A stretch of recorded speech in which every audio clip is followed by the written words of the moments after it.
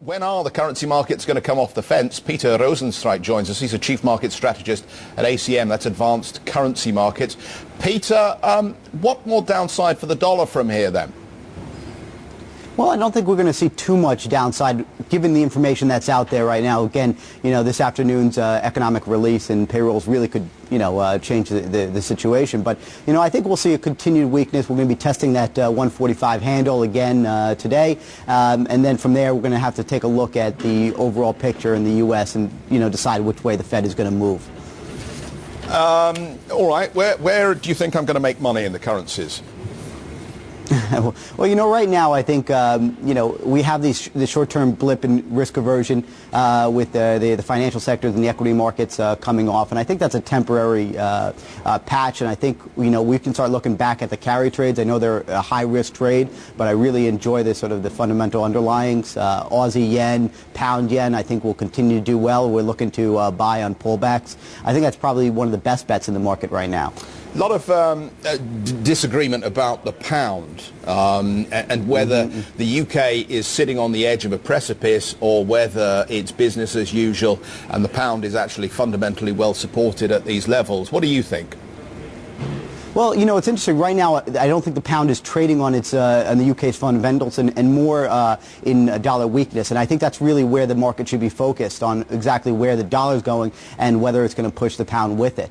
We saw the pound, lag in the euro for quite a while. It's recently caught up in that move, and I think it'll continue to do well, just on the back on the dollar weakness more than anything else. Yeah, we were having a spirited discussion in the studio, as you heard, about what are going to be the drivers for asset classes coming into the end of this year. And you talked about you feel that the risk trade will be back on. How critical is it that Bernanke signals that there will or that he will come off this neutral stance and that we will get some movement to the downside on rates early into 2008?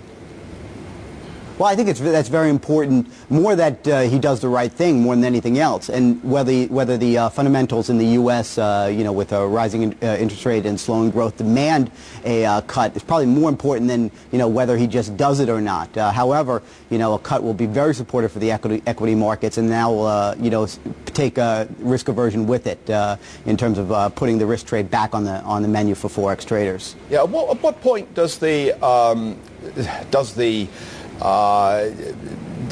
correction of the imbalances in the U.S. economy begin to be supportive for the dollar rather than negative for it? Well, that's a great question. I think that's really looking further, in the future. I don't think the market is really addressing the fact that the U.S. has this massive twin deficit to where it's really trading in terms of the euro dollar. I think we're taking it much more day to day, looking at the economic fundamentals as well as looking at interest rate yields to determine which way the currency markets are moving. And I think we're going to have to, take that into effect at a further date and not for the next short-term period. Yeah, all right. Peter, nice to see you. Thanks very much for your thoughts this morning. Peter Rosenstreich, Chief Market Strategist at ACM, that's Advanced Currency Markets.